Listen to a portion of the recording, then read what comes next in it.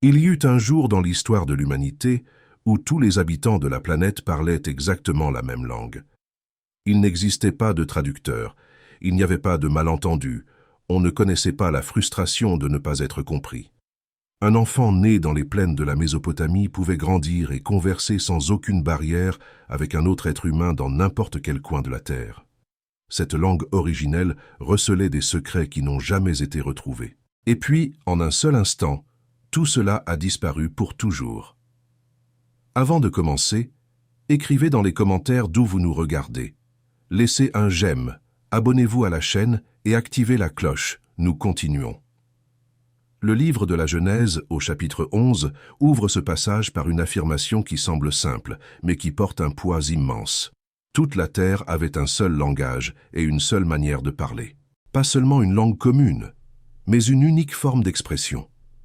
Les mêmes mots, les mêmes significations, les mêmes nuances. Depuis Adam jusqu'à cette génération, l'humanité avait préservé intact l'instrument le plus puissant qu'elle possédait. La capacité de se faire comprendre complètement par n'importe quel autre être humain vivant. Cette unité linguistique a duré environ 1700 ans. Du jardin d'Éden jusqu'à la plaine de Shinéar, des générations entières sont nées, ont vécu et sont mortes en partageant le même code de communication. Pensez à ce que cela signifie. Aucune barrière culturelle créée par des différences de langue. Aucun peuple isolé par l'incapacité de comprendre son voisin. Aucune guerre déclenchée par une mauvaise interprétation des mots. L'humanité, malgré tous ses défauts, et le déluge avait prouvé qu'ils étaient nombreux, possédait encore ce lien fondamental qui la maintenait connectée comme une seule famille. La langue originelle n'était pas primitive, bien au contraire. Adam avait été créé directement par les mains de Dieu, avec une pleine capacité cognitive dès le premier instant de son existence. Il n'y eut pas d'enfance, pas d'apprentissage graduel, pas d'évolution de grognement vers des mots. Le premier homme possédait déjà un langage complet au moment où il ouvrit les yeux. Et quel était ce langage? Le texte de la Genèse, au chapitre 2, révèle qu'Adam fut capable de nommer tous les animaux de la création. Pas seulement quelques-uns, tous. Chaque espèce que le Créateur fit venir devant lui reçut un nom. Et le texte indique que ces noms n'étaient pas arbitraires, mais reflétaient l'essence même de chaque créature. Les spécialistes des Écritures débattent depuis des siècles sur les caractéristiques de cette langue primordiale. Certains rabbins de la tradition juive croyaient que l'hébreu était la langue originelle, préservée de manière spéciale à travers la lignée de Sem et finalement codifiée dans les Écritures. D'autres soutiennent que la langue adamique était quelque chose de complètement différent de toute langue connue, un système de communication si parfait que les mots eux-mêmes portèrent le pouvoir de définir la réalité. Considérez l'ampleur de cette idée. Quand Adam appela le lion lion, il ne se contentait pas d'attribuer un son à un animal, il capturait, d'une certaine manière, l'essence de cette créature en un mot. Le langage originel n'était pas seulement descriptif, il était définitif. Ce pouvoir de la parole apparaît tout au long des Écritures. Dieu crée en parlant. Que la lumière soit, et la lumière fut. L'Évangile selon Jean s'ouvre en déclarant qu'au commencement était le Verbe, et que le Verbe était avec Dieu, et que le Verbe était Dieu. La parole divine ne décrit pas, elle produit. Et Adam, fait à l'image et à la ressemblance du Créateur, reçut une version de cette capacité, non pas pour créer à partir de rien, mais pour nommer avec une précision absolue ce qui avait été créé. Cette langue a traversé le déluge. Noé et sa famille ont préservé la langue originelle tout en préservant la vie animale dans l'arche. Pendant 371 jours de navigation sur les eaux qui couvraient la terre, 8 personnes ont maintenu vivante la tradition linguistique de l'humanité. Quand les eaux se retirèrent et que l'arche se posa sur les monts d'Ararat, la même langue qu'Adam parlait en Éden continuait d'être parlée par Noé et ses 3 fils, Sem, Cham et Japheth. Les générations suivantes se multiplièrent rapidement. Le texte de la Genèse, au chapitre 10, présente la célèbre table des nations, énumérant les descendants des 3 fils de Noé et les peuples qui en sont issus. 70 nations sont mentionnées, 70 groupes familiaux qui allaient devenir des peuples distincts. Mais à ce moment initial, tous partageaient encore la même langue. La population s'accrut. Les estimations varient, mais certains chercheurs calculent qu'entre le déluge et les événements de Babel, une période d'environ 100 à 300 ans, la population humaine a pu atteindre entre 30 000 et 100 000 personnes. D'autres, considérant des taux de croissance plus agressifs et la longévité encore étendue de cette époque, suggèrent des chiffres encore plus élevés. Tous parlaient la même langue. Le problème n'était pas l'unité en soi. Dieu avait créé l'humanité pour vivre en communauté, pour entrer en relation, pour travailler ensemble. Le problème était ce que cette génération décida de faire de son unité. Le texte biblique est précis sur la localisation. Partis de l'Orient, ils trouvèrent une plaine dans le pays de Shinéar et s'y établirent. Shinéar est l'ancien nom de la région qui sera plus tard connue sous le nom de Babylonie, située entre les fleuves Tigre et Euphrate, dans l'actuel Irak. Une terre fertile, plane, propice à l'établissement.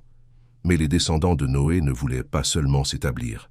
Ils se dirent l'un à l'autre, « Allons, faisons des briques et cuisons-les au feu. » Et la brique leur servit de pierre, et le bitume leur servit de mortier. Cette information technique que Moïse inclut dans le texte n'est pas accidentelle. La région de Shinéar ne possédait pas les grandes formations rocheuses que l'on trouve dans d'autres parties du monde antique. Construire avec de la pierre naturelle aurait nécessité de transporter des matériaux sur de longues distances. Ils développèrent donc une technologie alternative, des briques d'argile cuites au four, unies par du bitume, une substance similaire à l'asphalte qui jaillissait naturellement du sol de cette région. La technique était ingénieuse. Les briques cuites étaient plus résistantes que les briques séchées au soleil. Le bitume créait un scellement imperméable entre les pièces. Les découvertes archéologiques en Mésopotamie confirment que cette combinaison exacte de matériaux était utilisée dans les constructions anciennes de cette zone. Les bâtisseurs de Babel n'étaient pas des primitifs ignorants empilant de la boue. C'étaient des ingénieurs sophistiqués appliquant la meilleure technologie disponible à leur époque, et ils dirent « Allons, bâtissons-nous une ville et une tour dont le sommet touche au ciel. Une tour dont le sommet atteindrait les cieux. » Le projet le plus ambitieux jamais conçu par l'humanité unie. Non pas un temple d'adoration pour le Créateur, non pas un monument de gratitude pour la préservation lors du déluge. Une tour pour toucher le ciel, pour atteindre le domaine divin, pour prouver que l'humanité n'avait pas besoin de dépendre de Dieu. Le texte révèle la motivation réelle par la suite. Faisons-nous un nom, afin que nous ne soyons pas dispersés sur la face de toute la terre. Deux intentions entrelacées. Se faire un nom, rechercher sa propre gloire, établir une identité indépendante du Créateur, et éviter la dispersion, résister directement au commandement que Dieu avait donné à Noé après le déluge. Soyez féconds, multipliez-vous et remplissez la terre. Dieu avait ordonné la dispersion. Ils choisirent la concentration. Dieu avait ordonné qu'ils remplissent la terre. Ils décidèrent de rester en un seul lieu. Dieu voulait que l'humanité répande son image sur toute la planète. Ils préférèrent construire un monument à la seule capacité humaine. La construction commença. Des milliers d'ouvriers façonnant l'argile, alimentant les fours, empilant les briques. Le bruit devait être assourdissant. Des voix coordonnant les efforts, des chants de travail synchronisant les mouvements, des cris de superviseurs organisant les équipes. Tout dans la même langue, tout parfaitement compris. L'unité linguistique qui avait été une bénédiction pendant près de 2 millénaires était canalisée vers un acte de rébellion collective. Il n'existe pas de registre précis sur la durée de la construction avant l'intervention divine. Des semaines, des mois, peut-être des années. La tour grandissait vers le ciel, brique après brique, niveau après niveau. Et avec chaque mètre de hauteur conquis, l'arrogance des bâtisseurs grandissait aussi. Alors le Seigneur descendit pour voir la ville et la tour que bâtissaient les fils des hommes. Cette phrase contient une ironie dévastatrice. La tour que les bâtisseurs imaginaient atteindre les cieux était si petite dans la perspective divine que Dieu dut descendre pour la voir. Le plus grand projet de l'humanité unie n'était qu'un détail insignifiant vu d'en haut, comme une fourmi fière de son monticule de sable face à une chaîne de montagnes. Mais Dieu ne descendit pas pour admirer l'ingénierie humaine. Il descendit pour évaluer les conséquences de là où cela menait. Et le Seigneur dit, « Voici, ils forment un seul peuple et ont tous une même langue, et c'est là ce qu'ils ont entrepris. Maintenant, rien ne les empêcherait de faire tout ce qu'ils auraient projeté. » Relisez cette phrase. Dieu reconnaît que l'unité linguistique, combinée à l'unité d'intention, rendait l'humanité capable de réaliser tout ce qu'elle planifiait. Aucune restriction, aucune limite. S'il continuait ainsi, que ferait-il d'autre? Quels autres projets de rébellion concevrait-il? Quelles autres formes de défis au Créateur inventerait-il? La question n'était pas la tour en soi. C'était ce que la tour représentait et ce qui viendrait après elle. L'humanité unie en opposition à Dieu n'avait pas de frein. Elle en avait besoin d'un. Allons, descendons et la confondons leur langage afin qu'ils n'entendent plus la langue les uns des autres. Observez le pluriel. Descendons, confondons. La même construction grammaticale utilisée lors de la création de l'homme, faisons l'homme à notre image. La Trinité en action. Le Père, le Fils et le Saint-Esprit agissant de concert, tout comme ils ont agi lors de la création, agissent maintenant lors de la dispersion. Et alors, cela arriva. En un instant, le texte n'indique pas de processus graduel, le langage unique se fragmenta. Là où il y avait auparavant une parfaite compréhension, une confusion absolue surgit. L'ouvrier qui demandait des briques recevait du bitume. Le superviseur qui ordonnait de monter était obéi par une descente. Les chants de travail devinrent une cacophonie. Les cris de coordination devinrent des bruits dénués de sens. Imaginez le chaos.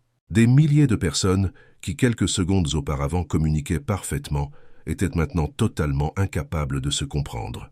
La peur, la frustration, la panique, des outils abandonnés au sol, des travaux délaissés à moitié, des familles entières découvrant qu'elles ne pouvaient plus converser avec leurs voisins de toujours. La construction s'arrêta. Non par manque de briques, non par manque de bitume, non par manque d'ouvriers. Elle s'arrêta parce que la communication, le fondement de toute entreprise collective, avait été détruite. Aucune ingénierie ne survit quand les ingénieurs ne peuvent plus se comprendre. Le nom du lieu fut établi à ce moment-là. Babel. En hébreu, ce mot est lié au verbe balal, qui signifie confondre, mélanger. Le lieu où le langage fut confondu. Le lieu où l'unité originelle de l'humanité fut fragmentée en d'innombrables morceaux. Combien de langues apparurent ce jour-là? Le texte biblique ne spécifie pas de nombre exact. La tradition juive associe souvent la confusion de Babel aux 70 nations énumérées dans la table des nations de la Genèse, chapitre 10, suggérant que 70 langues distinctes ont pu surgir. D'autres chercheurs proposent des chiffres différents. Ce que le texte clarifie, c'est que la division fut suffisante pour rendre impossible la continuation du projet et pour forcer la dispersion que Dieu avait ordonnée dès le début. Et le Seigneur les dispersa loin de là sur la face de toute la terre, et ils cessèrent de bâtir la ville.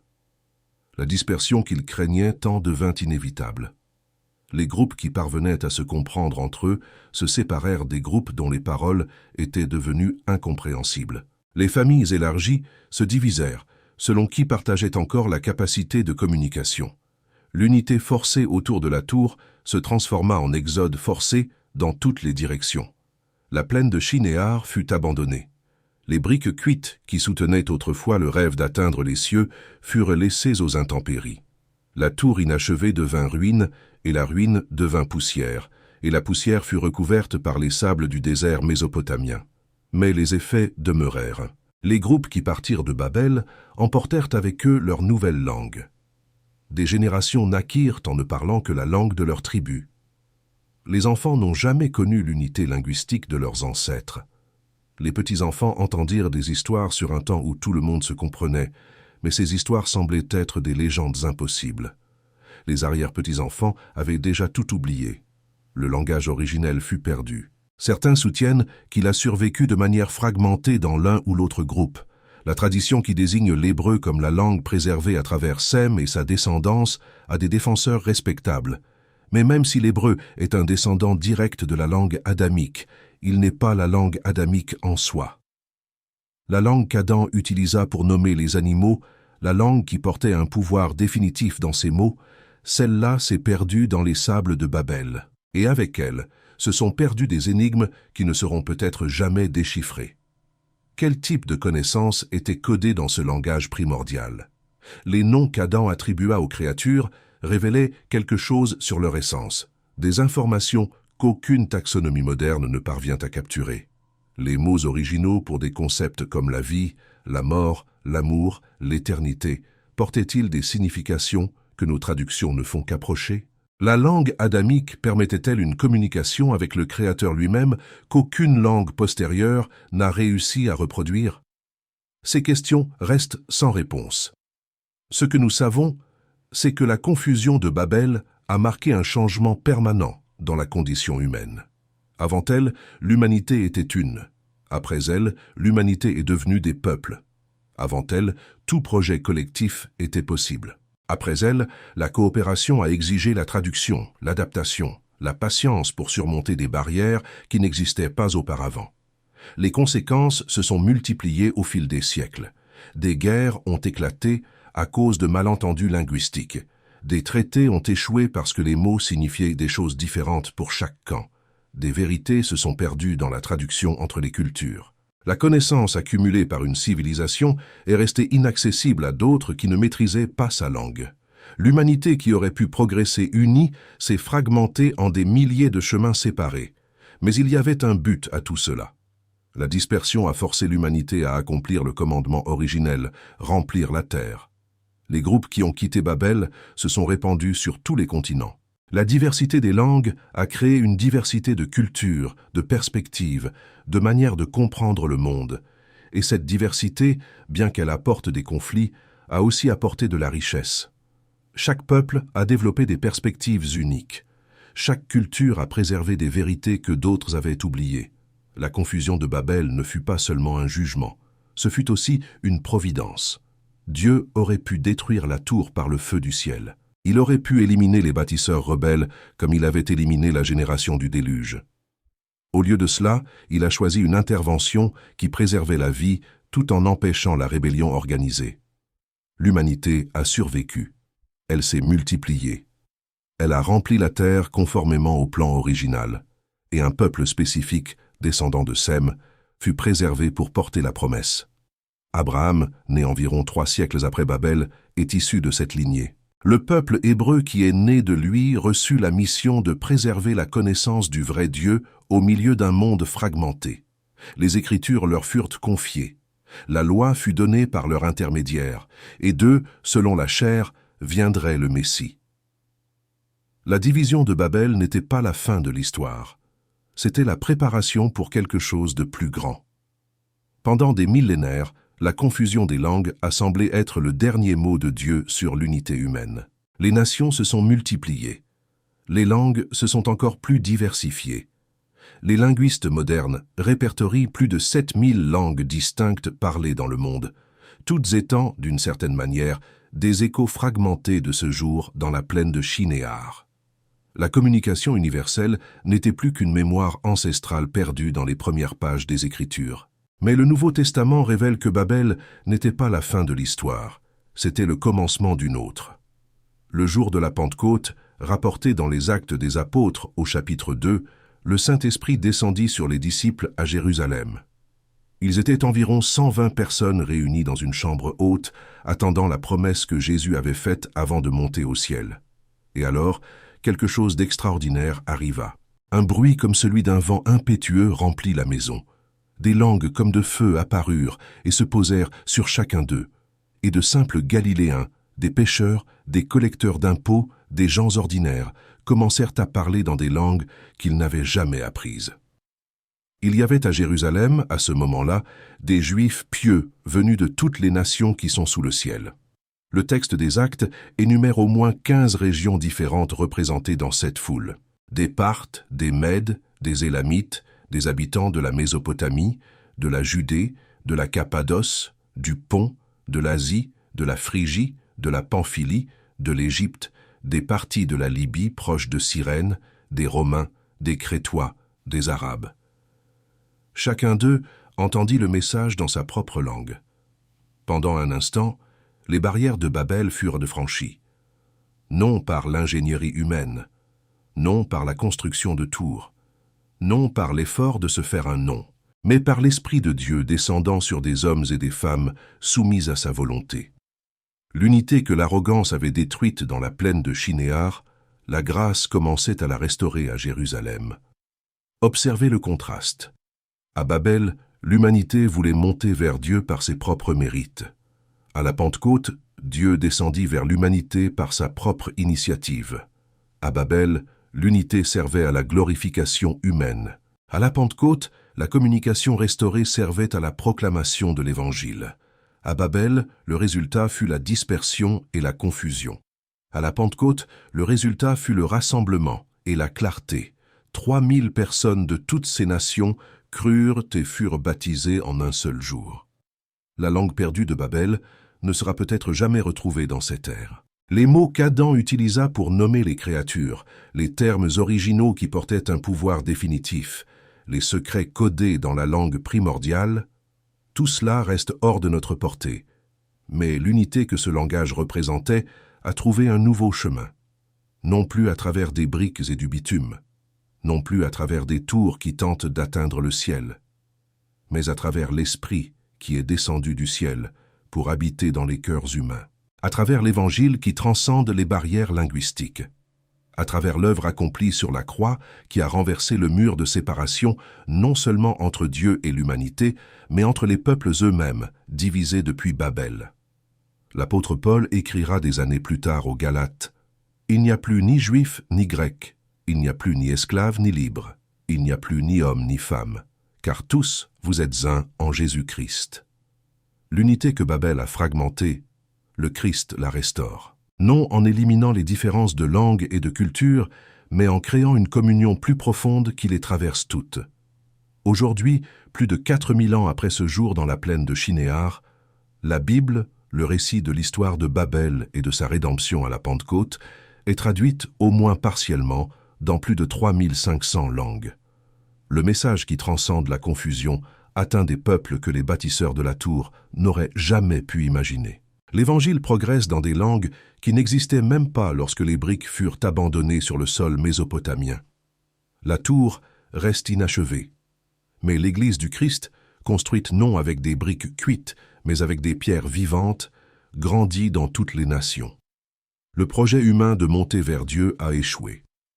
Le projet divin de descendre vers l'humanité est en cours. Et un jour, selon les Écritures, des représentants de chaque tribu, langue, peuple et nation se tiendront devant le trône, adorant dans une unité que Babel n'aurait jamais pu atteindre.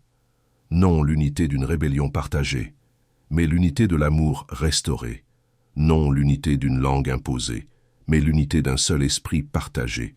La langue originelle s'est peut-être perdue dans les sables du temps, mais l'histoire qu'elle a commencée n'est pas encore terminée.